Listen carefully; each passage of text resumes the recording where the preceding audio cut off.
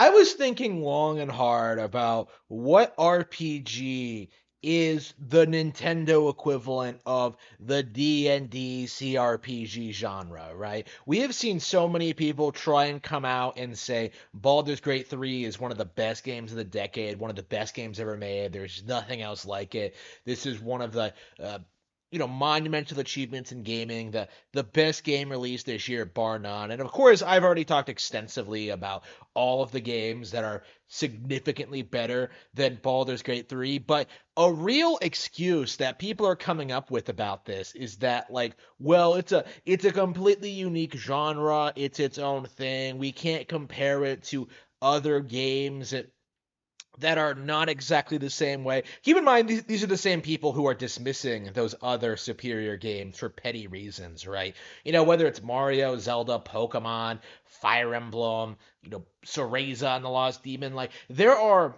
endless amounts of excuses as to why these people don't talk about these games, why they don't play these games, why they don't even know they exist, right? Like, the reality is that the Baldur's Gate 3 audience does not play all that many video games. As a result, they don't know what's out there. Like, what Nintendo games are superior to Baldur's Gate 3? And upon like thinking about it, I have come to a decision in this regard as to the video game franchise that has a more complex morality system, that has a more in depth, like better combat, better mechanics, a long history, similar to all of these like endless D&D games that are like just severely overhyped by their demographic, right?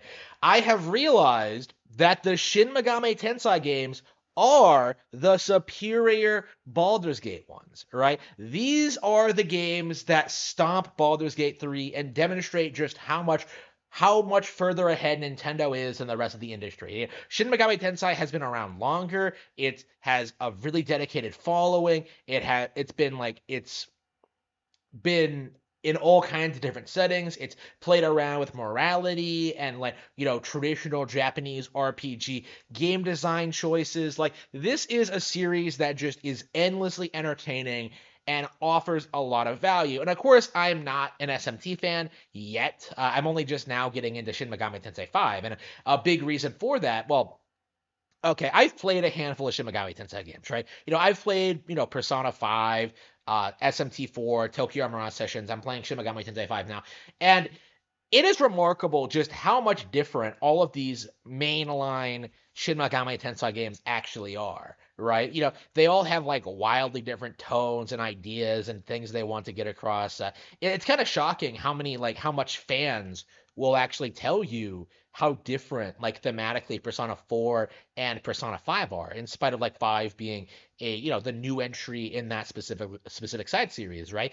There is a real evolution and growth with every Shin Megami Tensei game that comes out. And upon playing 5, getting into this game, grinding, getting my demons, like, setting out on this journey, like, yeah, I really love like the environments, the mechanics, like the design choices, the music, right? Shin Megami Tensei 5 is awesome. There are a lot of things about this game that are just very appealing to me as a person, right? As a gamer, right? And I never once felt that way, whenever I would look at Baldur's Gate 3 or any other D&D product, not just like Baldur's Gate 1 and 2, which are available on Nintendo Switch, not just like the other CRPG genre, like all the other CRPG games, going back to the Ultima games, not just all of like, traditional D&D and like the spin-off material,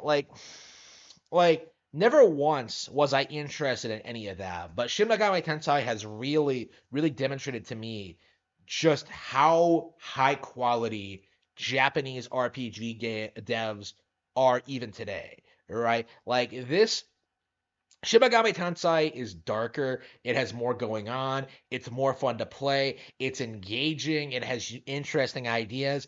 It's not degenerate the way Baldur's Gate 3 is degenerate. Like, there really is no question about it. In that, like, Shin Megami Tensei alone, this niche Atlas developed, like, JRPG franchise, is far superior than anything D&D has ever done, right?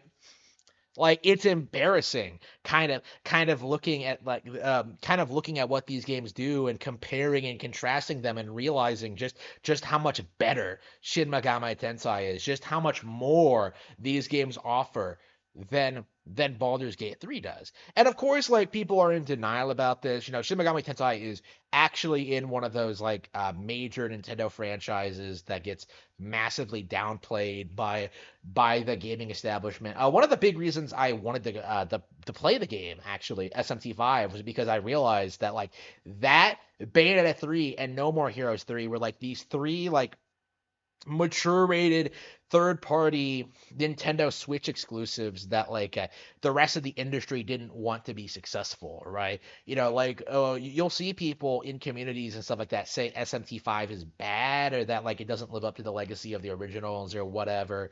And I'm sure the originals are very good, but playing SMT5, I for the first time I've really started to enjoy it for what it is, right? And it's better than Baldur's Gate 3, which is the game that everyone says I should be playing. So why exactly would I be upset about this, right? We've gotten past the point, I think, where I want to say that Tears of the Kingdom is better or Mario Wonder is better. That's kind of a given at this point. Oh, does Pokemon sell more than Baldur's Gate? Of course it does, right? But again, we really need to just acknowledge just how high quality of a brand Shin Megami Tensei is, because having played SMT5, it really does feel like the traditional vein of classic JRP, the traditional JRPG is still going very strong, right?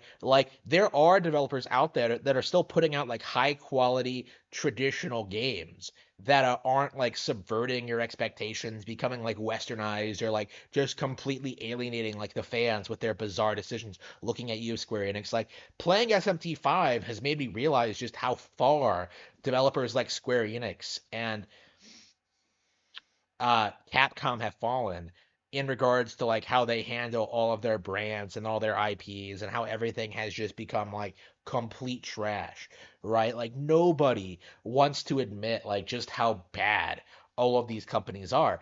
And I think in a lot of ways that's especially true for Western branches, right? Western developed games, because so many people will seriously try to tell you that oh, Dying Light, that was good. Half-Life Alyx, that was good.